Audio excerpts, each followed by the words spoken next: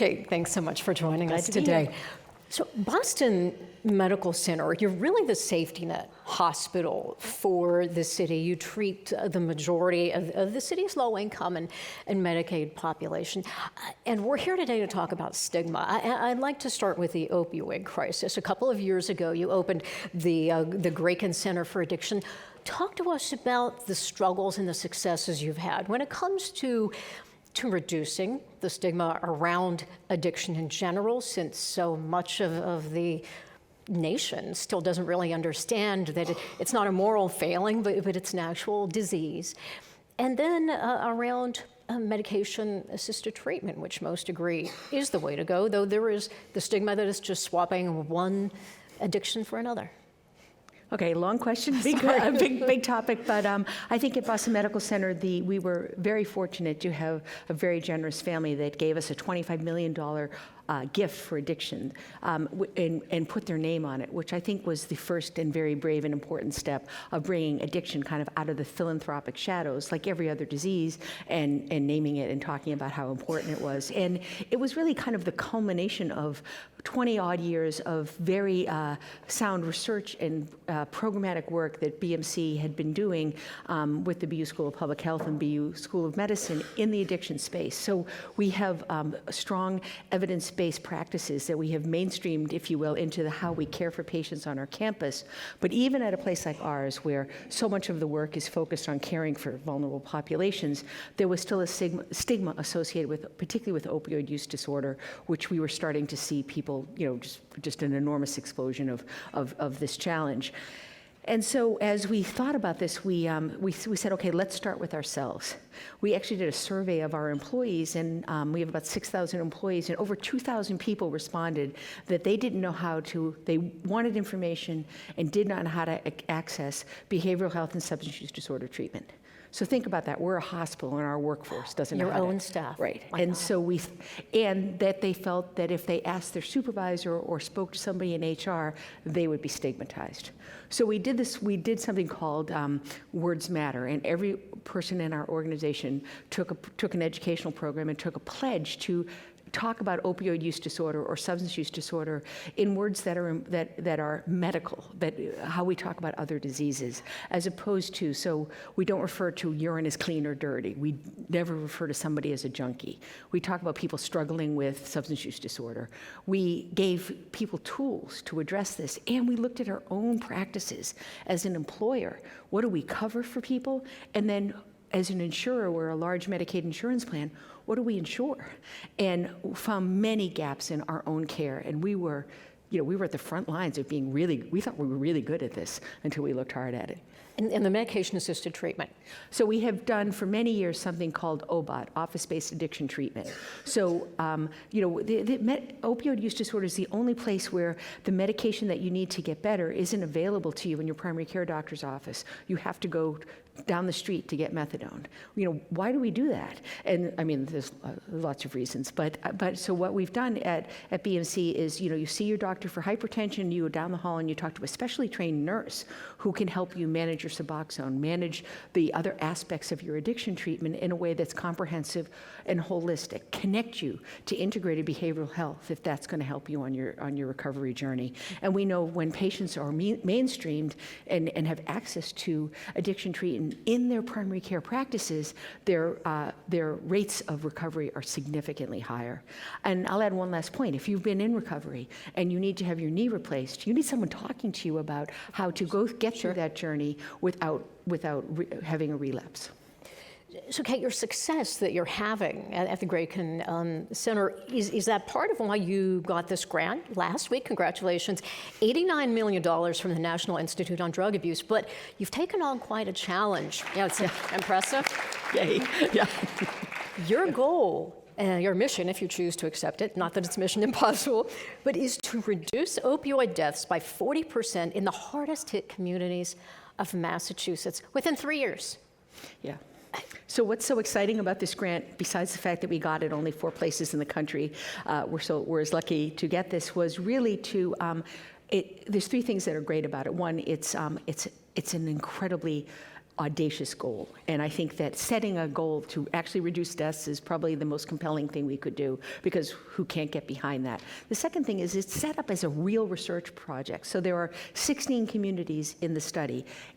Everybody gets one intervention, which is access to office-based addiction treatment. The communities are matched urban and rural. And then 8 communities get a special community-based intervention that was developed by one of our physicians, and this has worked in cancer treatment. So think about getting people access to cancer treatment. We're starting to think about opioid use disorder like any other disease. So it's very exciting for us.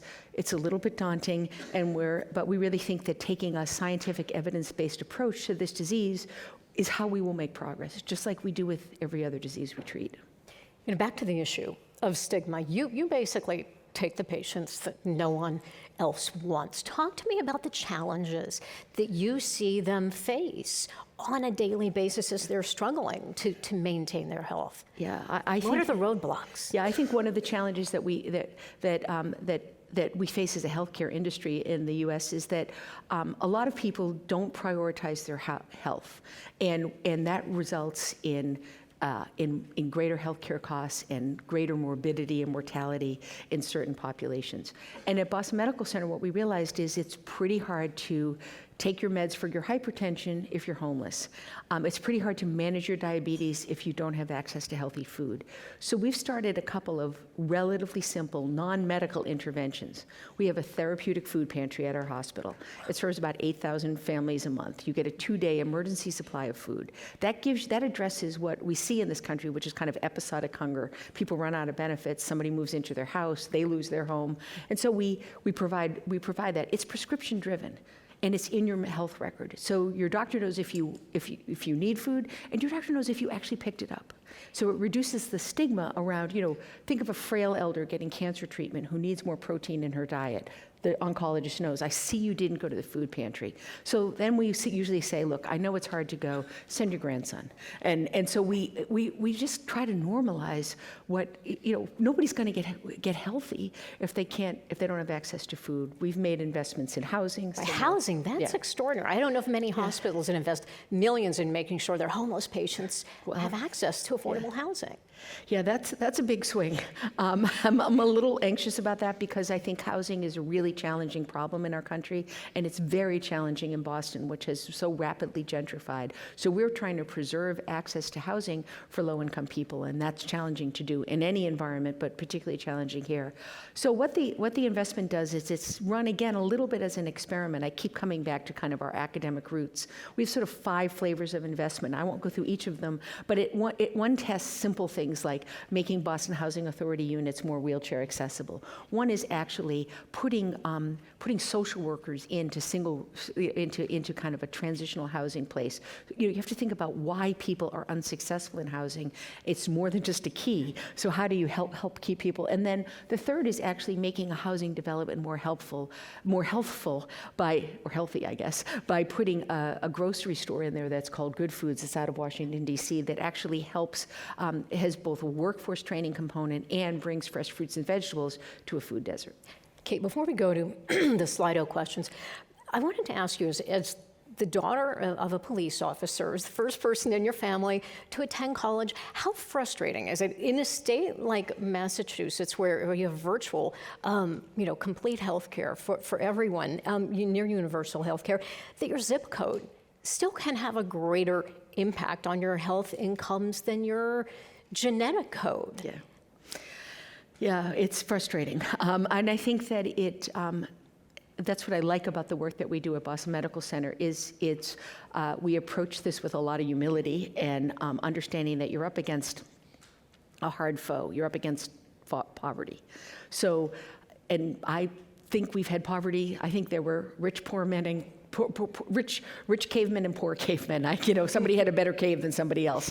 I'm guessing, and so I think what we're trying to do is get upstream on the causes that make certain neighborhoods less healthy. That's why housing's so important. Housing's how the middle class builds wealth in our country. If you've been redlined out of a mortgage, which happened in many of those zip codes across our country, you're unable to build wealth. If there's no wealth, if people don't own homes, grocery stores don't go there. You can see how the public schools aren't as good. All of that work is we need to work with the communities that we serve to find out what is important to them. So we do something called a Thrive screener at our hospital. Right now, we've screened over 55,000 individuals, and we ask them, do you have food for tonight? Do you have housing for tonight?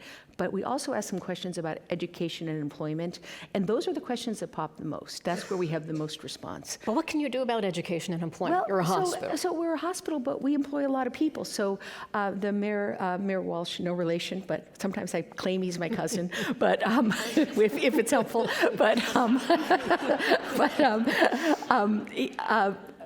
he has a program called Boston Works. We hired 400 people from the neighborhoods we serve, giving them good jobs at good wages with health insurance. So those are the kinds of things we think that will begin to turn communities around. Okay, let's get to our questions. We got one, okay. and I invite folks to send more. One last thing. We have a Center for the Urban Child. So when you think about how we used to take care of kids, it was all based on when infectious diseases were the worst problems for kids. So it's based on an immunization schedule. Right now, our Center for the Urban Child is reimagining pediatric care to make sure that every kid we serve is kindergarten ready by the age of 5. And think about what that will do to their ability to learn. I'll stop. Extraordinary. Thank you. All right. I could be here all day. And the first question, what are your thoughts on the role of safe injection sites for both overdose prevention and access to treatment? Oh, wow, this is the question they don't want me to answer. I would say that in a public health approach to an epidemic, we need to think first about harm reduction. And I think of safe injection sites as part of a constellation of services to reduce harm. So if it saves lives, we should try it. How do you address provider implicit bias around the reported physical symptoms of persons with psychiatric diagnoses? I'm not sure it's provider implicit bias. I think it is the providers don't have access to the services. So our work has been, just like we integrate substance use disorder into primary care, to integrate behavioral health, not only into primary care, but into obstetrics, into pediatrics, into the emergency room, places where people come to seek health care. Make sure if there's a behavioral health component to that we're actually treating the patient comprehensively. It's like not treating somebody's heart murmur. And that's what happens right now in America because people don't have access to behavioral health.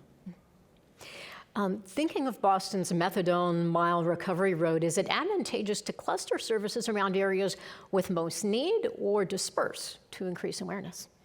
I think it's really important to bring the services to where the patients are. So again, in a harm reduction mode, if patients are on the corner of Melnia Cass and Albany Street, which is right across from our hospital, that's where we need to be.